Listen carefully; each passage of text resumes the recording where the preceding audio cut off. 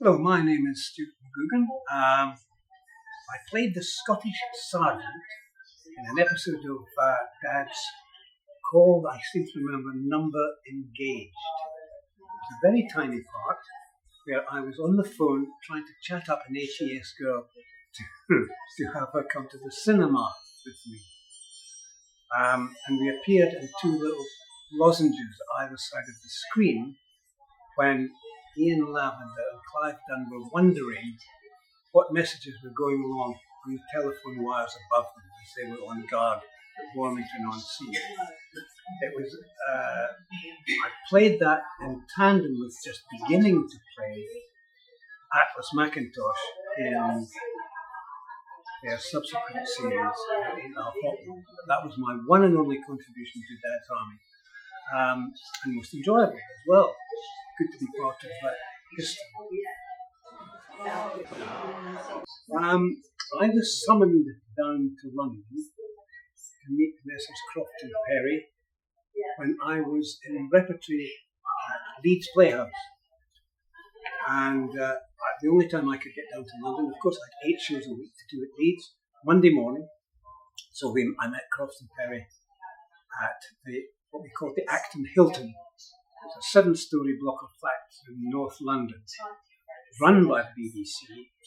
5 of the floors were rehearsal rooms, exclusively. Top floor was a restaurant, and the ground floor was administration. And it was a great place to work in, to be in, to work, and to be seen to be working, because you would meet other directors there who would go, oh well, at least some director thinks he's employable. Maybe I could employ him as well.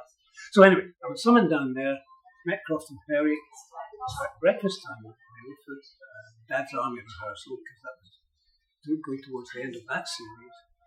And it wasn't an audition; it was just a chat about this and that. I have to say, my main memory of it was of meeting John Laurie, who was a hero of mine. And he was called over and introduced to me as a fellow Scot. And he leant over me and he said, "They're all scared of me, you know." And his eyes were going like Catherine Wheels. And I thought, I wonder why that is. But I did go back up to Leeds, not, I'm afraid, thinking, oh, met Croft and Perry, I could be on a winner here. I went back up to Leeds thinking, John Laurie. Met John Laurie, that's brilliant. And coincidentally, they then asked me to play Gunnar Atlas Macintosh. And the rehearsal and recording week of that coincidentally fell into a 10-day gap I had up at Leeds when the kids' programme went in for Christmas. And it doesn't normally work like that. You're normally unable to do a job because you rehearse a day early or a day late. But that went plonk right into the middle of time off I had from Leeds Playhouse. So the whole thing was ordained and blessed from the very beginning. Number Engaged call. My call was as a Scottish sergeant chatting up an ATS girl, if I remember correctly, and trying to persuade her to go out to the cinema with me. I think I was successful. That was not divulged at the end of the programme, but it was just there, Croft and Perry's way of demonstrating what was going on along those phone lines. And I understand that later on a German bomb was found entangled in those phone lines. So that linked up. I think I made the date to see the ATS girl before the Germans destroyed the telephone wires. Well, then I seem to recall just being pumped into what I was told was a sergeant's uniform. I don't know if you actually saw the stripes on the shot. But it was not the first time I've been in an army as an actor. I've been a pacifist all my life, but I've done rather well out of the army one way and another as an actor. I remember the BBC television centre in Wood Lane, now tragically a block of flats. Makeup was downstairs. Studios, there were 7 or 8 studios on the ground floor, all with attendant coffee bars and stuff. Outside, a thing called the Ring Road, which was where for the distribution of props and scenery and stuff. It was a wee factory.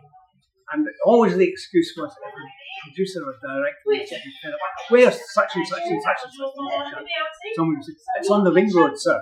That was always the excuse. Whether it was on this Ring Road or not, I don't know. But it was a custom-made television hub. And you could bump into people doing all sorts of things. It was like the Fun Factory in Acton.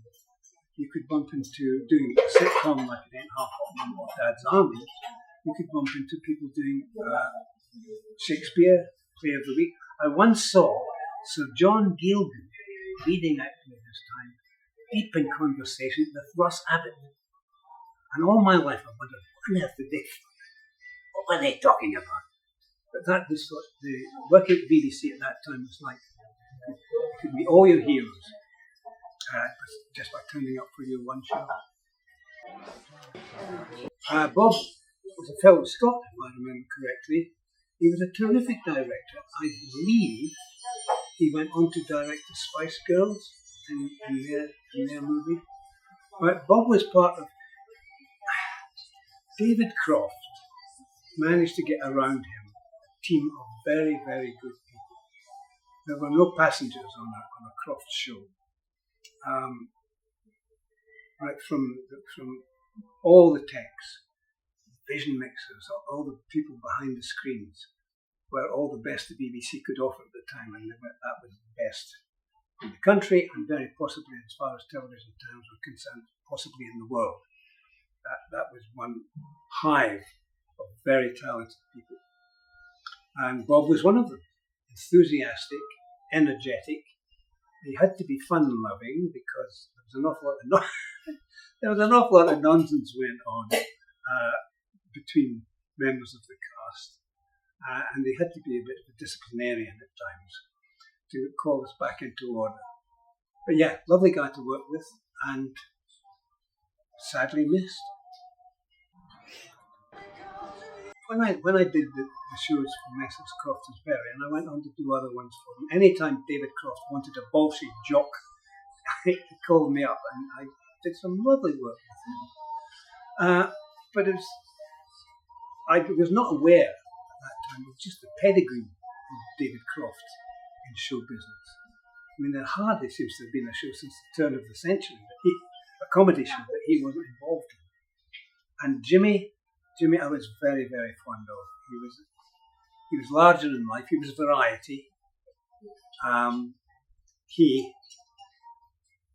remember meeting him for another show which he had written, and he said, I was out on location and he's having dinner, and he said, have you seen 6 Characters in Search of an Author in the West End, Stuart? And I said, no, I haven't seen it, but I've read the reviews. They're very good. Terrible season. I said, really? I mean, all the reviews I read, all the acting was praised. He said, the acting was fine, but the writing. So that was Jimmy Perry, 1 Pirandello 0. And that he was always good to work. Good for him. He could take a laugh. I've written a book about various things that have happened to me, and Jimmy Perry and the camel hair coat is an episode I will not forget. I urge you to read it. I seem to remember it all went very quickly, probably because I was very good. Or maybe they just wanted to get rid of me as quickly as possible. No, it was an efficient organisation. I knew everything I had to do was explained very carefully. I just had to not bump into the furniture and say all the lines, really. And the same thing was said, I presume, to the girl I was supposedly on the phone to, the ATS girl, the other end of the line. Quite efficient, and I hope funny. Yes, it was sort of a cupboard somewhere, if I recall. It was just head and shoulders. The sergeants have particular berets, particular hats. And where at the shop wasn't important. What was important was the intensity with which I was trying to get this lassie to come out to the pictures with me. I think that got across. Well, funnily enough, I met Ian Lavender years earlier because I left Glasgow Drama School and my first job was in Canterbury at the Marlow Theatre. And Ian Lavender's first job from Bristol Vic Drama School was at the Marlow Theatre, Canterbury. We shared a season together. And I think I'm right in saying that after that, he left Canterbury to go off and do the first series of Dads. So I've known Ian, well, we'd both be in our early 20s when we first met, and kept in touch until his sad demise recently. I had met him. I've subsequently worked with Bill Pertwee, which was memorable. He's a lovely, lovely man. I think those are all the permanent members of the cast I've worked with. But I've seen that I had, prior to doing my tiny Dad's Army, I had watched them work and just loved the comedy they played. I've recently come across the episode where Arnold Ridley is discovered to have won the military medal. An absolutely beautiful writing. And the embarrassment of this Dad's Army platoon to realise that they were in fact in the midst of a hero. Wonderful writing. I could never quite work out who had written which bit between David and Jimmy. I just know that there was some supremely funny moments. And also pathos. The last episode of Ain't Half Hot when the Sergeant Major is left alone after all his career as an army officer has crumbled around his feet. Gorgeous. And then Dad's Army as well, when John Laurie says to John the Measury about this girl who's turned up, "Among an old blether skate I know, but no one will ever hear the word of this filly." Sadly lacking in the comedy that I've seen recently on television. Well, I think I mentioned earlier that anytime David Croft wanted a ball-shaped jock, he phoned me up to do it.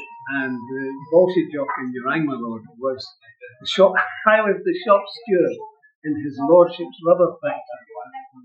And as part of a PR job to get to know the workers, myself, my foreman, brilliant actor, and the guy who the manager of the rubber factory were all invited to his lordship's house for dinner and talk about the clash of cultures, clash of classes. I was once in the program, I was asked by the lady, the liberated lady, who had come to talk to us about things political. And quite bluntly I said, "I thought you were patronising us." And that shut her up.